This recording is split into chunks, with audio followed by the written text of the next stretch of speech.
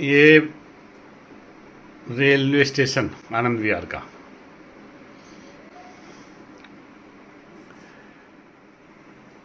ये side effect है monopoly एकाधिकार रेलवे पे सरकार का होने का।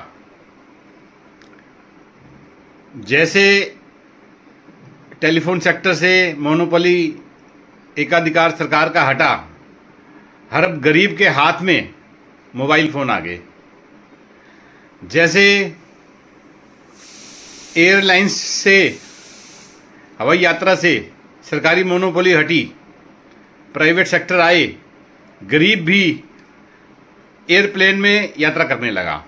वैसे ही अगर रेलवे पे सरकारी एकाधिकार हट जाए, सरकारी मोनोपोली हट जाए, तो भारत का गरीब वंदे भारत में चलेगा, फर्स्ट एसी में चलेगा।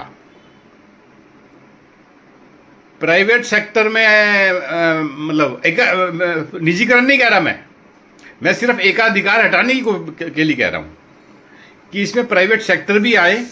10-20 कंपनियाँ, 20 कंपनियाँ कम से कम, एक कंपनी नहीं 20 कंपनियाँ, अलग अलग लाइन, किसी का मेट्रो स्टेशन, किसी के रेलवे स्टेशन, किसी की रेल, किसी की पटरी, अलग अलग लाइनें, अलग अलग कंपनियों की, सरकार की भी चलती रहे। तो वंदे भारत का रेट आधा हो जाएगा। फर्स्ट क्लास सेकंड एसी के रेट किराए आधे हो जाएंगे प्राइवेट सेक्टर आने के बाद। जैसे अगर एयरलाइन प्लेन के यात्रा की टिकट का रेट कम हुए हैं, टेलीफोन सस्ते हुए हैं, तो वैसे ही ये सब जितने भी एसी ट्रेन है वंदे भारत के रेट किराए आधे भी नहीं रहेंगे। भारत का आम आदमी, गरीब आदमी वंदे भारत में चलेगा, फर्स्ट एसी में चलेगा, सेकंड एसी में चलेगा, कोई भी नॉन एसी में नहीं जाएगा।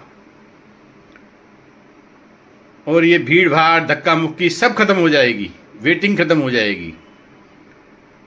सिर्फ एकाधिकार सरकार का खत्म करना है रेलवे से मोनोपोली सरकार की हटने के बाद एक क्रांति होगी देश में।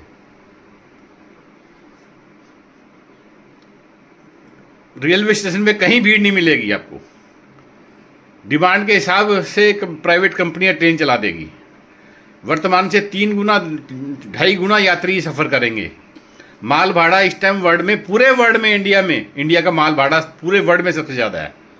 माल भाड़ा आज हाफ हो जाएगा। भारत का व्यापार, रोजगार बढ़ेगा। प्राइवेट कंपनी आने के बाद वैसे भी रोजगार बढ़ेगा। जय हिंद, जय भारत।